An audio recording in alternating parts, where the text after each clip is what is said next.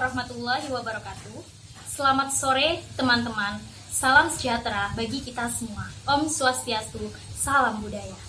Saya Ika Cahyarini, saya mahasiswa dari Politeknik Harapan Bersama, Prodi D3 Akuntansi. Saya pernah mendengar kalau orang bijak mengatakan bahwa pendidikan bukan hanyalah persoalan ke sekolah dan kampus selalu mendapatkan ijazah, tapi soal memperluas wawasan kebangsaan serta menyerap ilmu kehidupan. Dan pada kesempatan kali ini, saya akan presentasi, akan sharing kepada rekan-rekan semuanya, mudah-mudahan bisa menambah wawasan kita pada kali ini. Selain pengertian wawasan Nusantara secara umum, di sini juga saya akan menjelaskan wawasan Nusantara menurut Profesor Dr. Wan Usman.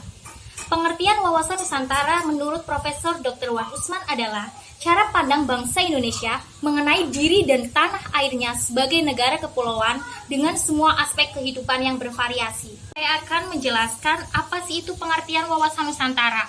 Wawasan Nusantara adalah cara pandang dan sikap bangsa Indonesia mengenai diri dan lingkungannya yang serba beragam dan bernilai strategis dengan mengutamakan persatuan dan kesatuan wilayah, dan tetap menghargai serta menghormati kebinekaan dalam mencapai aspek kehidupan nasional untuk mencapai suatu tujuan.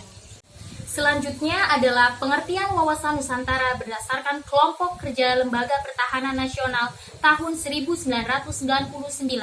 Di sini dijelaskan bahwa wawasan Nusantara adalah cara pandang dan sikap bangsa Indonesia mengenai diri dan lingkungannya yang bervariasi dan memiliki nilai bermasyarakat, berbangsa, dan bernegara untuk memperoleh tujuan nasional. Setelah tadi sekilas pengertian dari wawasan Nusantara. Baik, di sini saya akan menjelaskan tentang kedudukan wawasan Nusantara. Apa sih itu kedudukan wawasan Nusantara? Kedudukan wawasan Nusantara sebagai wawasan nasional bangsa Indonesia adalah ajaran yang diyakini kebenarannya oleh seluruh rakyat Indonesia agar tidak terjadi penyimpangan dan penyesatan dalam perjuangan menggapai dan mewujudkan tujuan dan cita-cita nasional. Dan dalam paradigma nasional, kedudukan wawasan Nusantara dijelaskan antara lain sebagai berikut. Yang pertama, Pancasila sebagai falsafah, ideologi bangsa, dan dasar negara berkedudukan sebagai landasan ideal. Dan yang kedua, Undang-Undang Dasar 1945 sebagai landasan konstitusi negara berkedudukan sebagai landasan konstitusional. Yang ketiga, wawasan Nusantara sebagai visi nasional berkedudukan sebagai landasan visional. Yang keempat, ketahanan nasional sebagai konsepsi nasional berkedudukan sebagai landasan konsepsional.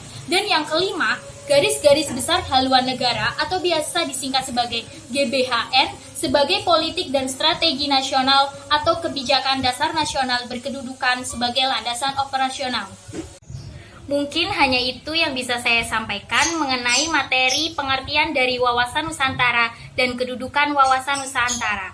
Saya berharap presentasi yang saya berikan dapat bermanfaat bagi audiens.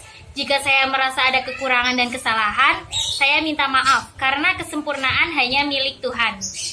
Terima kasih. Wassalamualaikum warahmatullahi wabarakatuh.